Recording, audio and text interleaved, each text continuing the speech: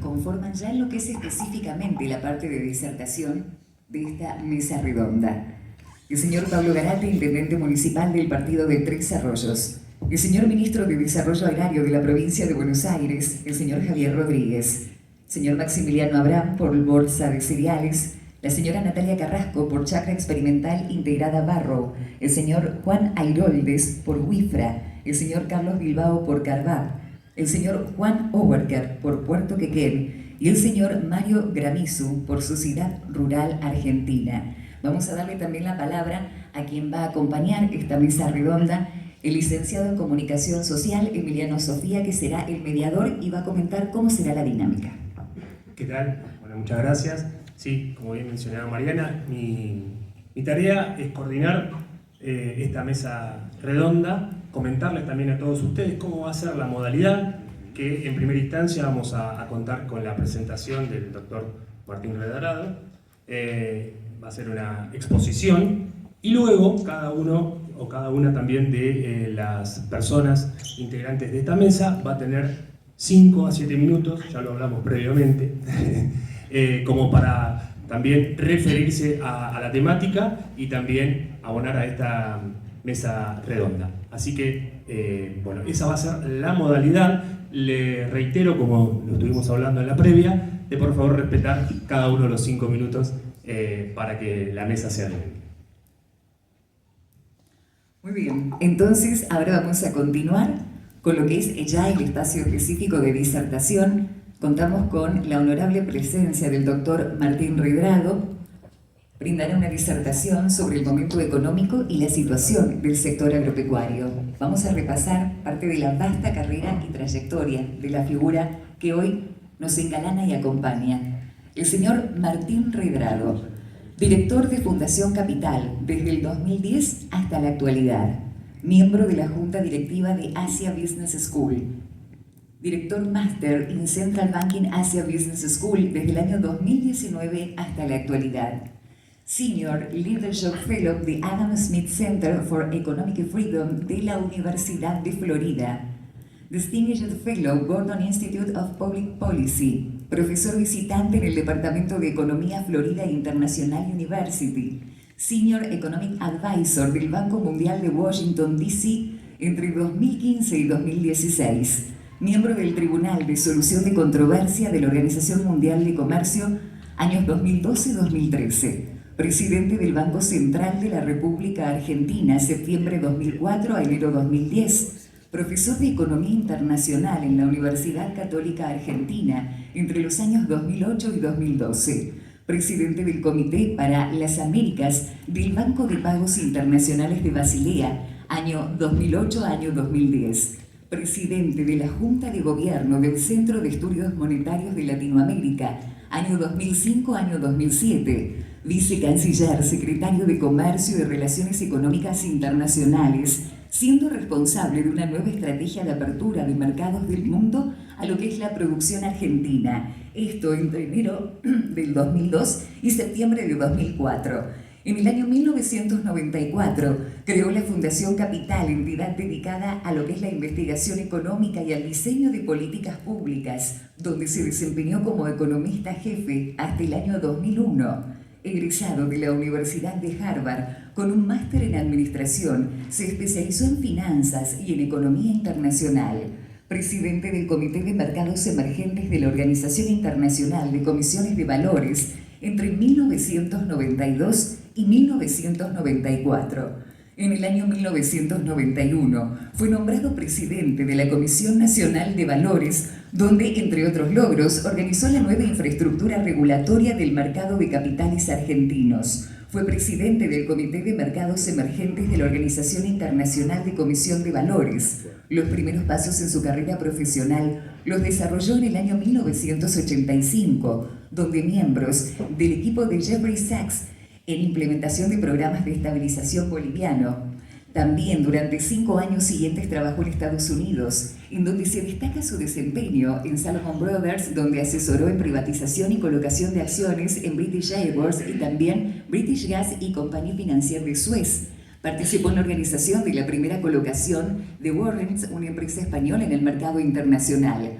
Fue director gerente de Security Pacific Bank, en donde dirigió la organización del programa de propiedad participada para trabajadores de Enersys, la colocación de eurobonos en las principales empresas privadas mexicanas en el mercado internacional de capitales y el asesoramiento en la reestructuración de Teléfonos de México, todo esto entre 1989 y 1991.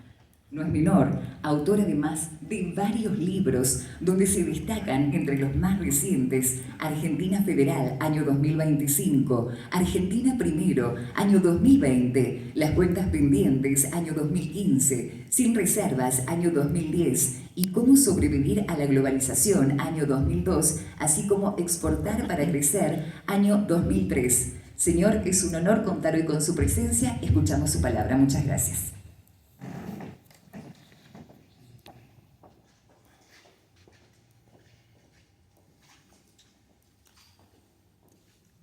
Muchísimas gracias por tan cálida y quizás extensa presentación, querido amigo Pablo Garate. Placer de estar aquí contigo y con todos dirigentes y productores de Tres Arroyos, señor Ministro de Desarrollo Agrario de la Provincia de Buenos Aires, estimado Javier, queridos amigos, representantes de las distintas entidades del sector. Un placer poder compartir esta mañana con ustedes y sobre todo esta mesa redonda, que los voy a invitar a no solo hablar del momento económico actual, sino a pensar el futuro. En la Argentina hay muchos opinadores, algunos buenos, otros no tan buenos, otros que tienen la claridad como para llevar al lenguaje llano del día a día los problemas que tiene la Argentina. Yo soy un hacedor y por lo tanto no voy a opinar, voy a jugarme en términos de lo que entiendo modestamente con mi equipo de Fundación Capital, que debe transitar la Argentina en los próximos años. En particular porque nos encontramos en una verdadera encrucijada. O Argentina se transforma en un país para 10 millones de habitantes, en donde tengamos 3 sectores líderes que vayan generando las poleas de transmisión que puede tener un país, que son el sector agro, del que voy a hablar específicamente, por las capacidades naturales que tiene. Ha tenido durante mucho tiempo unos frenos, y todavía tiene frenos, a la expansión productiva, a los que me voy a referir. El sector de energía, vinculado a petróleo y gas, y el sector minería. Eso nos permite pensar en una Argentina para 10 millones de habitantes, y nosotros tenemos el desafío como argentinos de pensar, de hacer, de trabajar por una Argentina para 48 millones de habitantes. Está claro que las soluciones que Argentina necesita hoy en este presente de 2026, en un mundo extremadamente convulsionado y donde la incertidumbre es una moneda de cambio diaria, necesita precisamente no mirar al pasado, porque el pasado nos llevó a esta situación, para encontrar las soluciones de futuro. Encuentro muchas veces que en estos debates con algunos hacedores, somos pocos los que nos jugamos a decir qué hay que hacer en la Argentina, son muchos los que opinan, y yo valoro mucho las opiniones de todos, pero muchos de los que plantean soluciones hacia adelante, lo plantean mirando al pasado.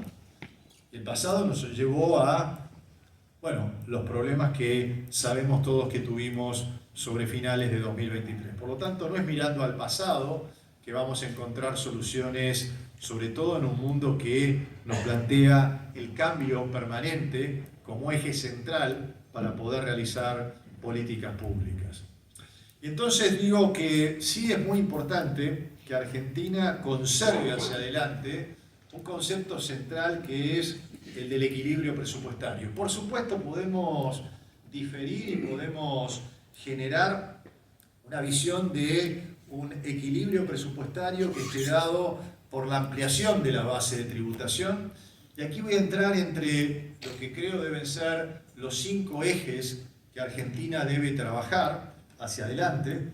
Estoy mirando también, me han pedido que me hable 35 minutos, así que voy a quedarme estricto con los tiempos, pero sí quiero plantearle los 5 ejes de trabajo que Argentina necesita hacia adelante, muchos de los cuales necesitan leyes que nos den un horizonte a todos los argentinos para que muestren que no hay una vuelta hacia el pasado.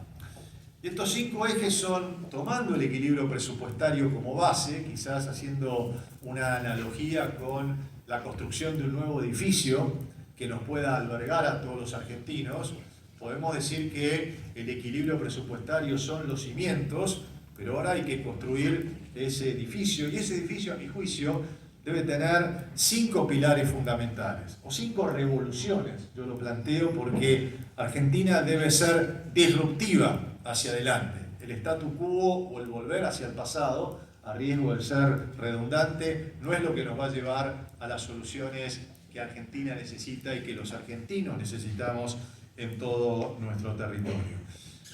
5 revoluciones son las que planteo por delante, algunas de las cuales las he escrito en mis últimos libros, pero las varío en el día a día porque la realidad es dinámica.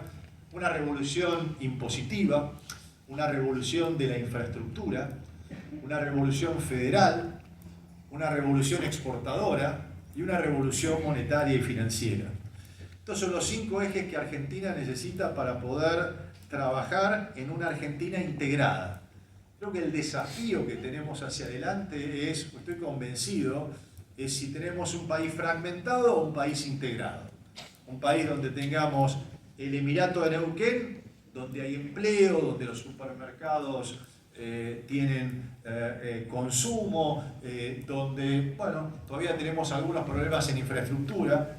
A mí me encanta recorrer el país y por supuesto he estado varias veces en Neuquén y quienes hemos estado allí, la ruta, bueno, también hay mucho para hablar de las rutas aquí, de las nacionales y de las provinciales, vamos a hablar ahora de eso, pero la ruta que une Neuquén con Anhelo todavía es una ruta de doble mano y llena de pozos, con lo cual hay mucho por hacer en infraestructura. Pero déjenme empezar por el primer eje que planteé, que sin duda toca al sector productivo de agro y en particular de Tres Arroyos, que es una revolución impositiva.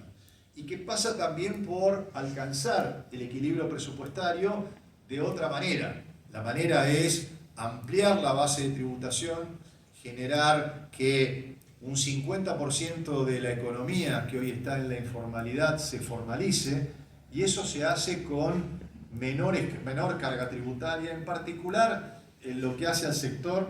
Hasta ahora lo que hemos tenido son reducciones puntuales de retenciones, que sin duda las retenciones todos sabemos que son un pésimo impuesto, un impuesto que le ha puesto un freno al desarrollo de la frontera productiva, pero está claro que lo que necesitamos todos en la Argentina es un horizonte que nos permita tomar decisiones. No podemos tomar decisiones cuando el horizonte es una semana.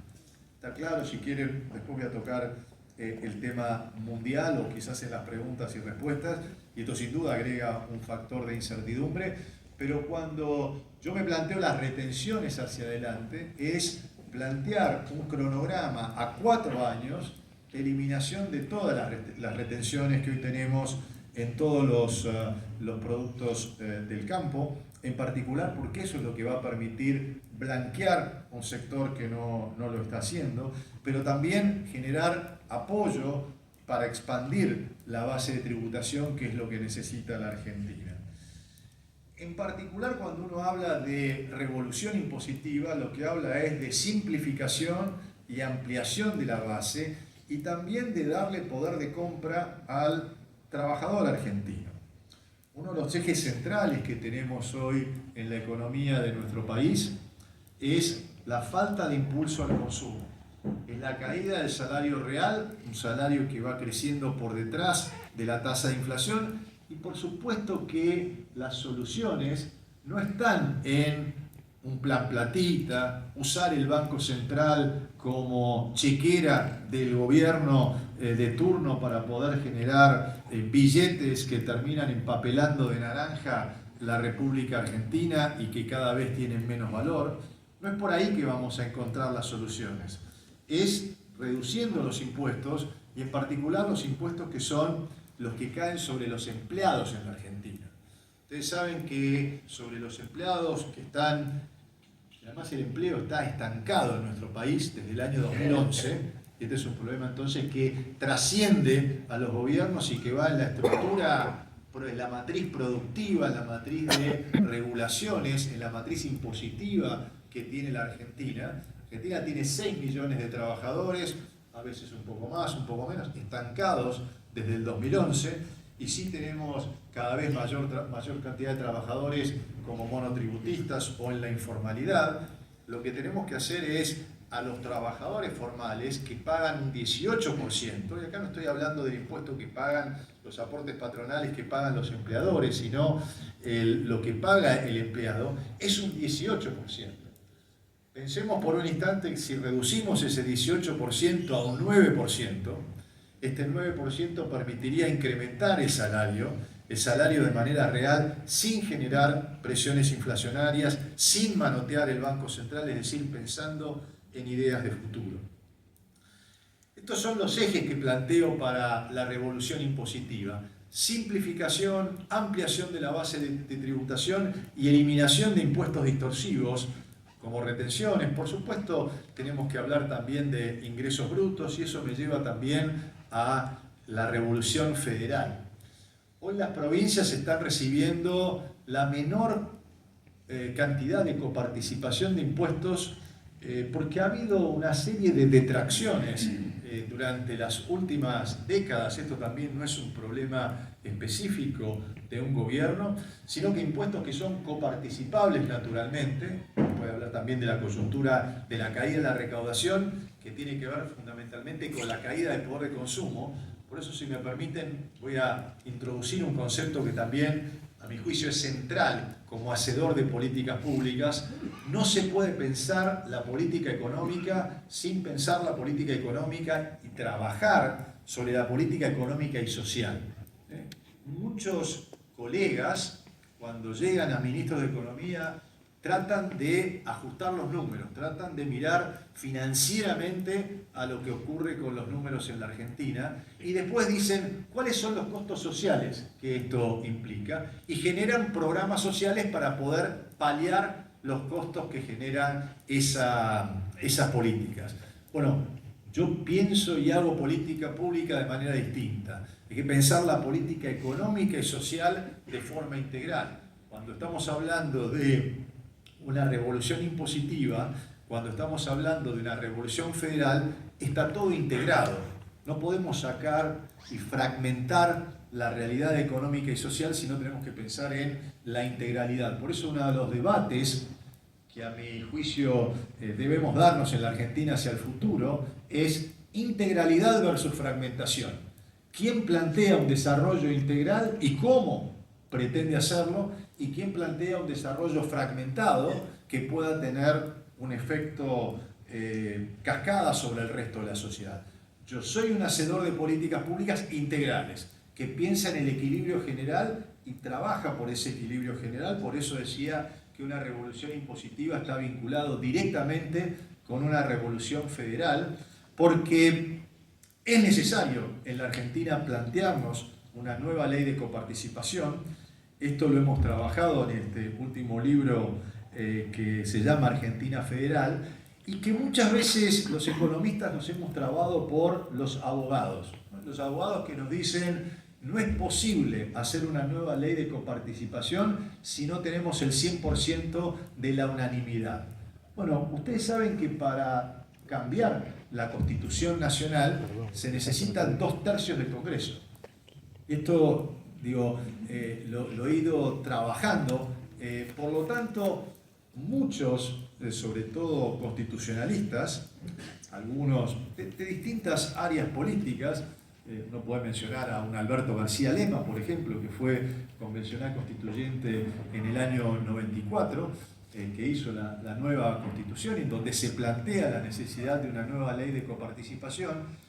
Si para cambiar la Constitución Nacional se necesitan 2/3 partes del Congreso, no quien puede lo más, puede lo menos. Obviamente la Constitución Nacional tiene un rango muchísimo mayor que la coparticipación federal, y por lo tanto lo que se plantea de manera lógica es que se debe tener 2/3 del apoyo de los gobernadores, y aquel que no quiera la misma repartición que se propone, bueno, volverá a la ley de 1987 y quedará con esa repartición. Pero antes de plantear el tema del cambio de la ley de coparticipación para realmente darle a las provincias lo que le corresponde, para ponerlo en números, me planteaba alguien que dé números, yo digo, voy primero con los conceptos y después con los números.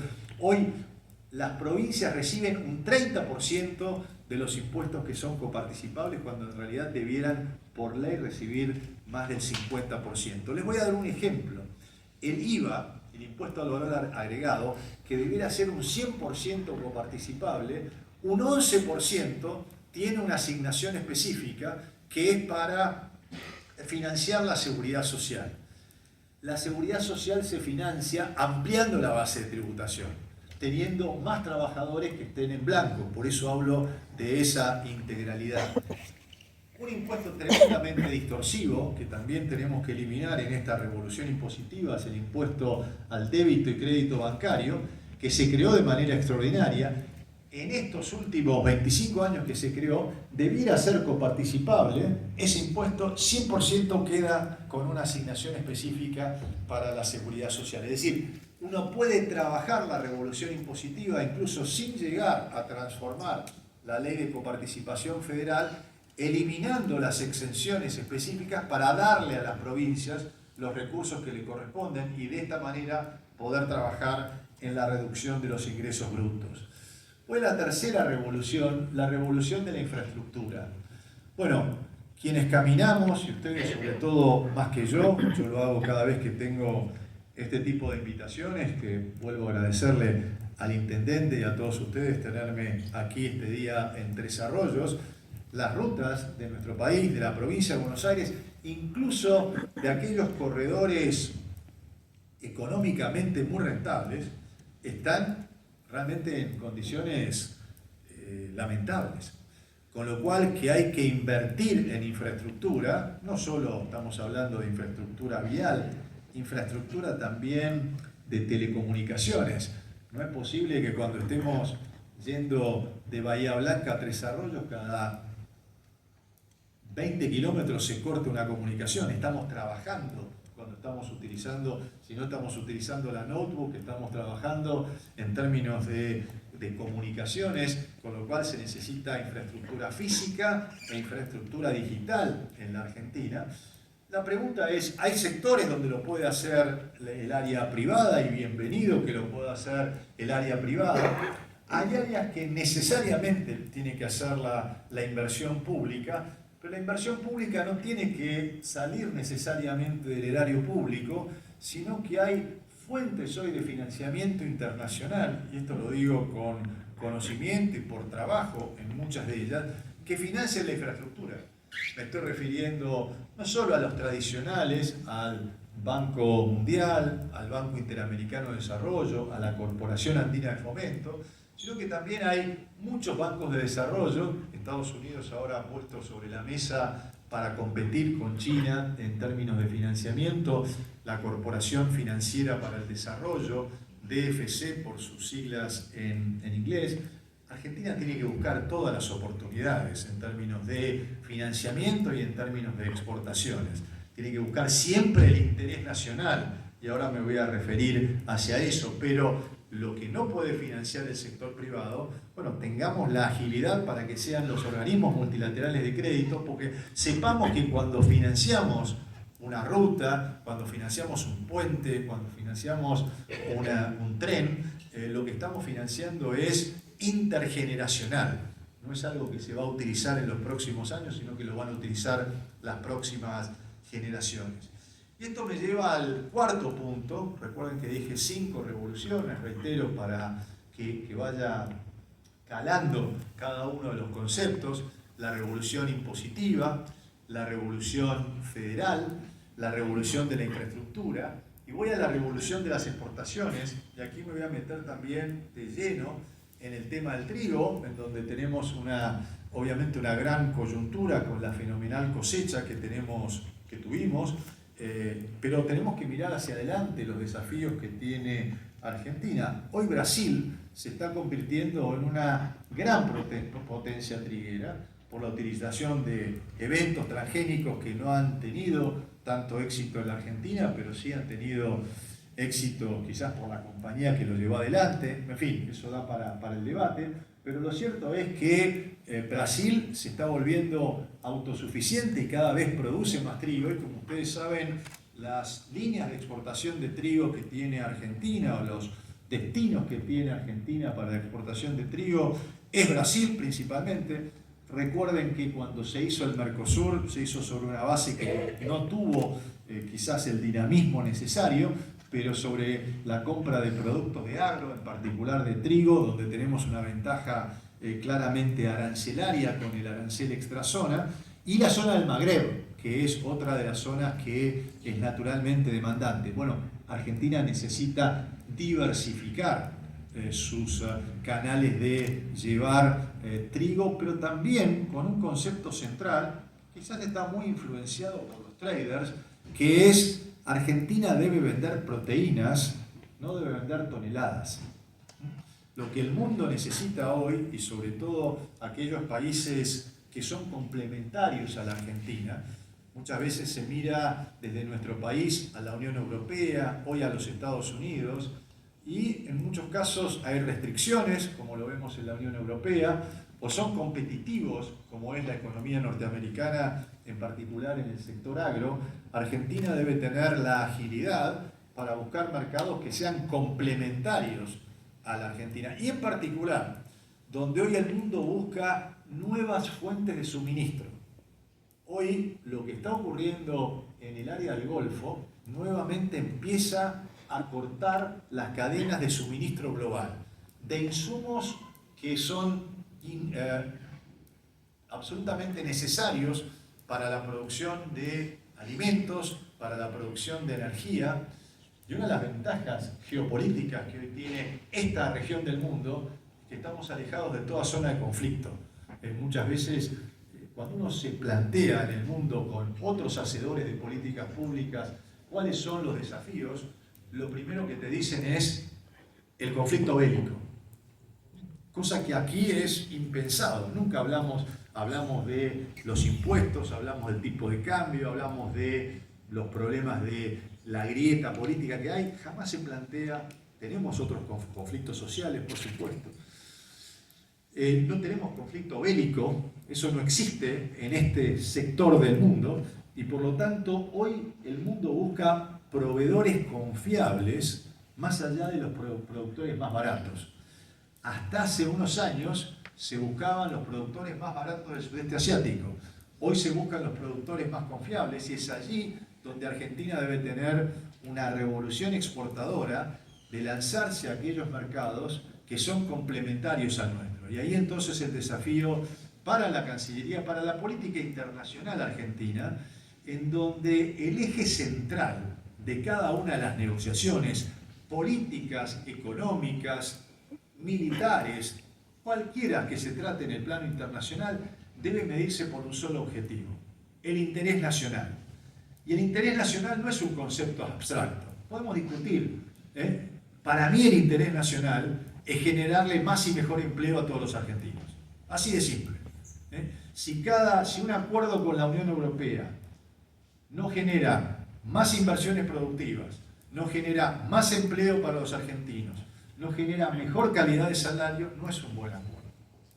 Lo mismo podemos decir con los Estados Unidos, que quizás es un acuerdo financiero que ha permitido puentes, pero no transforma la realidad productiva. Y Argentina tiene mucho para hacer en términos de mercados de Medio Oriente justamente, que necesitan proveedores confiables, mercados del Asia-Pacífico, que son absolutamente complementarios, y de eso se basa la revolución exportadora, que es el cuarto punto. Y el quinto punto que quiero tratar con ustedes es una revolución del crédito. Argentina necesita más crédito. Veníamos hablando con Pablo de, si me permitís, Pablo, un tema que conversamos en privado, pero creo que se puede hablar en público de, probablemente, quizás vos lo podás confirmar específicamente, tengamos una línea aérea que vuelve a volar a Tres Arroyos. Y me decía Pablo, y digo, qué buen concepto, Pablo, me dice, estamos discutiendo las tasas municipales. Sí o no, eso será una decisión del intendente, del Consejo Deliberante, si pone tasas, digamos, como incentivo, no cubrirle, y me contaba en años anteriores, que habían venido empresarios a decir que era un subsidio del 100%.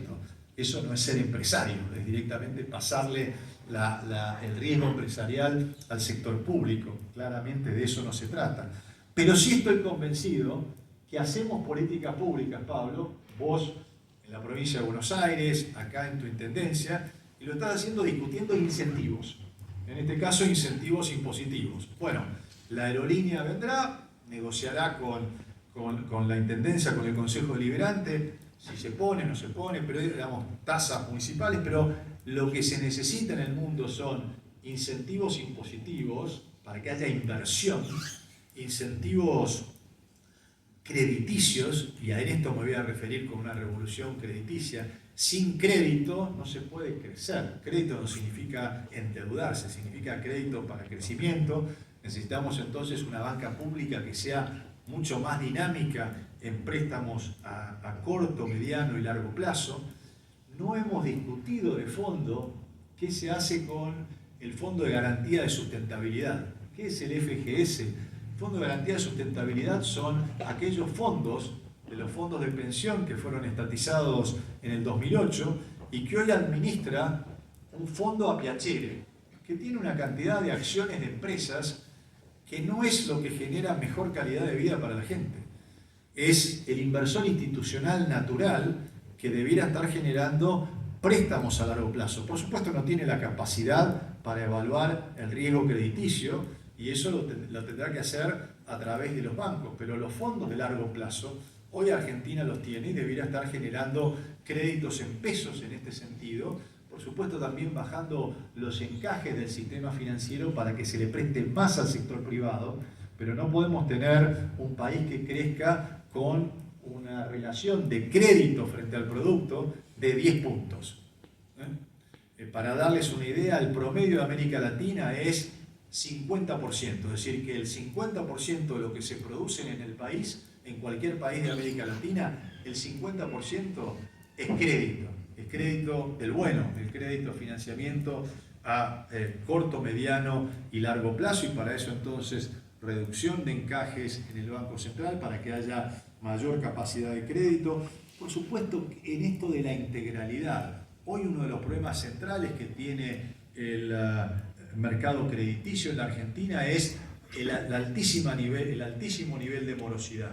¿Y por qué tenemos ese altísimo nivel de morosidad? Porque no crece el salario real. ¿Cuál es la respuesta que yo les di hace un instante para hacer crecer el salario real? Reducir los impuestos al trabajo. Esa es la manera de generar mayor consumo, porque cuando ustedes piensen en la integralidad de un programa económico-social, tienen que pensar y trabajar en 3 ejes centrales. Argentina debe buscar y debe crecer en su consumo, que es un 70% del producto bruto de nuestro país. Tiene que crecer en la inversión, que muchas veces hizo esta dicotomía. Gobiernos que venían a decirle hay que darle rosca al consumo. Si le das rosca al consumo, pero no amplias la capacidad de producción, lo que tenés es inflación. Entonces, todo tiene que crecer en términos conjuntos e integrales. 3 variables hay que poner sobre la mesa, y estos instrumentos que acabo de mencionar, o de políticas o de revoluciones, van para el crecimiento del consumo, de la inversión productiva, no de la inversión financiera, y de las exportaciones, porque Argentina necesita dólares genuinos, no dólares financieros que entren y que salgan, sino dólares genuinos. Entonces, cuando cualquiera de ustedes se plantea ¿qué nos plantea este hacedor de políticas públicas? Háganle 3 preguntas. O cuando vayan a algún país y quieran saber si pueden hacer negocios, hagan 3 preguntas. ¿Está creciendo el consumo en ese país? ¿Sí o no? ¿Está creciendo la inversión productiva, la inversión aquella que se clava en la tierra para generar más producción, para generar más empleo. Están creciendo las exportaciones para generar más divisas. Si las tres están creciendo, tenemos un país viable, integrado, un país en donde se puede invertir y donde uno puede tener un horizonte de crecimiento. Hacia eso tenemos que apuntar a la Argentina, no solamente pensando en lo malo, lo bien que están las cosas, sin un color político. Digo, esto hay que despolitizarlo. Es plantear el debate de tenemos equilibrio presupuestario, bienvenido, un país que no le da la maquinita para poder financiar al sector público, ni se endeuda en el exterior para poder financiar al sector público, pero eso es lo que llamamos los economistas condición necesaria, pero no suficiente. Si nos quedamos solamente con eso, nos vamos a quedar con un país para 10 millones de habitantes. Y yo creo que lo que todos aspiramos, y tenemos la posibilidad de hacerlo, es un país para 48 millones de habitantes. Yo veo en particular que el mundo hoy nos plantea un tren de la historia que pasa nuevamente por el andén llamado Argentina. Estará en la capacidad de las dirigentes empresariales, sociales, políticos, de los productores del sector privado, poder esta vez sí aprovechar esta oportunidad y que esta oportunidad llegue a todos los argentinos. Muchas gracias.